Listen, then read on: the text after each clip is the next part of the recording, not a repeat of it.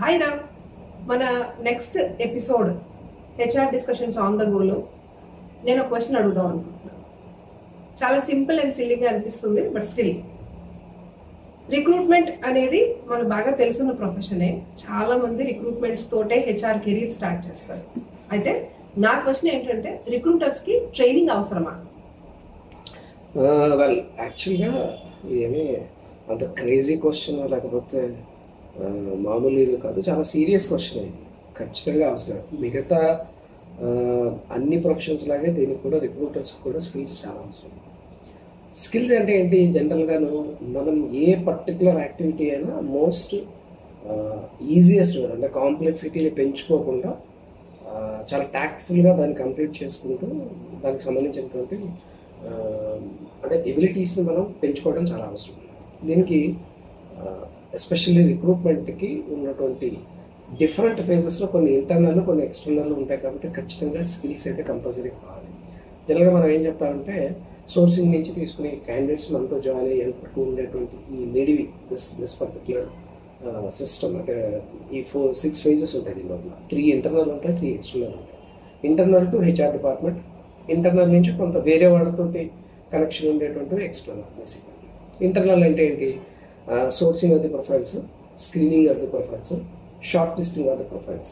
ఇక్కడ వరకు HR department internal, లేదా రిక్రూట్మెంట్ డిపార్ట్మెంట్ వరకు ఇంటర్నల్.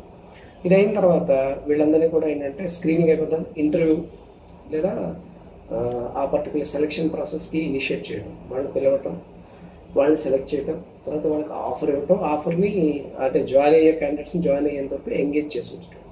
ఈ మిగతా 3 ఎక్స్టర్నల్ దీనికి సంబంధించి. టోటల్గా ఈ 6 ఫేజెస్లోనూ కూడా ప్రతి ఒక్క చోట కూడా రిక్రూటర్ యొక్క పాత్ర చాలా ఎక్కువ. రైట్ ఫ్రమ్ ద జాబ్ డిస్క్రిప్షన్ని ఓనర్షిప్ తీసుకోవడం దగ్గర నుంచి, అది తీసుకుని దాన్ని అర్థం చేసుకుని దాన్ని సోర్స్ చేసి, స్క్రీన్ చేసి, షార్ట్ లిస్ట్ చేసి, వాళ్ళని ఇంటర్వ్యూ పిలిచి, సెలెక్షన్ చేసి, ఆఫర్ ఇచ్చి వాళ్ళు మనతో జాయిన్ అయితే వరకు చూద్దాం. ప్రతి ఫేజ్లోనూ కూడా ఎక్కువ మనకు కావాల్సింది ఏంటంటే, వీళ్ళు ఎంత అంటే కామన్ సెన్స్ ఈజ్ అన్కామన్ అన్నట్టుగా. So common sense plus tactfulness, dealing with the people, right communication, complete communication, ఇలాంటివన్నీ కూడా చాలా రకరకాలైనటువంటి స్కిల్స్ని వాళ్ళు అక్కడ ప్రదర్శించాల్సి ఉంటుంది. సో ఖచ్చితంగా దీనికి ట్రైనింగ్ అవసరం.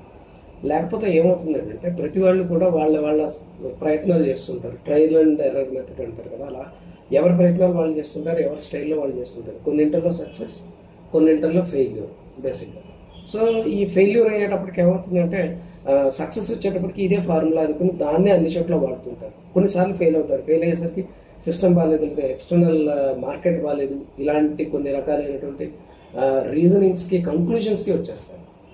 బట్ వేరాజ్ ఎప్పుడైతే ప్రతి ఒక్కళ్ళు కూడా వాళ్ళ అసలు దీనికి కావాల్సిన స్కిల్స్ ఏంటో తెలుసుకుని ప్రతి స్కిల్లోనూ వాళ్ళు ఎక్కడున్నారో అనేది ఐడెంటిఫై చేసుకుంటే ఈజీగా ఉంటుంది. ఈ మధ్యకాలంలో మనం ఒక కన్సల్టెంట్కి మనం సజెస్ట్ చేసినప్పుడు, వాళ్ళ రిక్రూట్మెంట్ ఫర్మ్కి పిఎంఎస్ గురించి మనం మాట్లాడినప్పుడు, వీళ్ళ పర్ఫార్మెన్సెస్ ఎలా గ్రేడ్ చేయాలి, లేకపోతే వీళ్ళ పర్ఫార్మెన్సెస్ ఎలా మెజర్ చేయాలి అని అడిగినప్పుడు, ఖచ్చితంగా మనం ఇచ్చినటువంటి సొల్యూషన్ లోపల అంటే చాలా సైంటిఫిక్గా దాన్ని రీజన్ అవుట్ చేసి, రీసెర్చ్ చేసి మనం ఎనేబుల్ చేసినటువంటి ఐపీఎంఎస్ మాడ్యూల్లో, ఆ మోడల్లో ఖచ్చితంగా మనం చెప్పింది ఏంటంటే, రిక్రూటర్స్ తాలూకు స్కిల్స్ అనేవి ఏముంటాయి.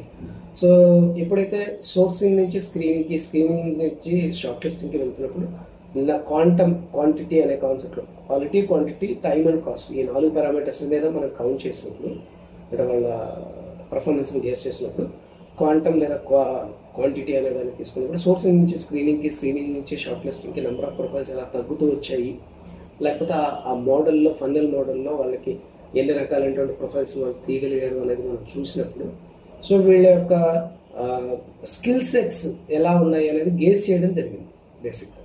అలా చేసినప్పుడు క్వాలిటీ ఆఫ్ సోర్సింగ్ ఎలా ఉంది అంటే, నిజంగా వీళ్ళు నిజంగా అర్థం చేసుకుని దాన్ని బయట ప్రపంచానికి మాకు పలానా రిక్వైర్మెంట్ ఉంది అని చెప్పి అడ్వర్టైజ్ చేయడం కానీ, లేదా పోస్టింగ్ ఇవ్వటం కానీ, దాని నుంచి ప్రొఫైల్స్ని సోర్స్ చేసుకోవటం కానీ, ఆ వచ్చిన ప్రొఫైల్స్ కరెక్ట్ అయినటువంటి ప్రొఫైల్స్ అయి ఉండటం, ఆ తర్వాత వాటిల్లో కూడా గ్రేడింగ్ చేస్తూ ఫిల్టరేషన్ చేసి స్క్రీనింగ్ చేయడం కానీ, దీంట్లో కూడా బాగా సూటబిలిటీ ఉన్నటువంటి వాళ్ళని వాళ్ళ యొక్క అదర్ పారామీటర్స్ని కూడా చూసి షార్ట్ లిస్ట్ చేయడం, ఆ స్కోర్ బోర్డుని రాసుకొని దగ్గర పెట్టుకోవడం, తర్వాత వాళ్ళని ఎఫెక్టివ్ కాలింగ్ చేసి ఇంటర్వ్యూకి పెట్టడం, the quality of the people అంటే వాళ్ళ యొక్క వీళ్ళు ఎంతవరకు ఇన్ఫ్లుయెన్స్ చేసి వీళ్ళని పిలుస్తున్నారు అనేది ద మోర్ ఎఫెక్టివ్ కాలింగ్ ఎలా చేస్తున్నారని కానీ, తర్వాత వాళ్ళతో నెగోషియేట్ చేయడం కానీ, సెలెక్షన్స్ అండ్ నెగోషియేషన్స్ చేయడం కానీ, వాళ్ళు చివరి వరకు మనతో జాయిన్ అయ్యేటట్టుగా వాళ్ళని ఎంగేజ్ చేసి ఉంచడం అనేటువంటి క్వాలిటీ, ఇవన్నీ స్కిల్సే.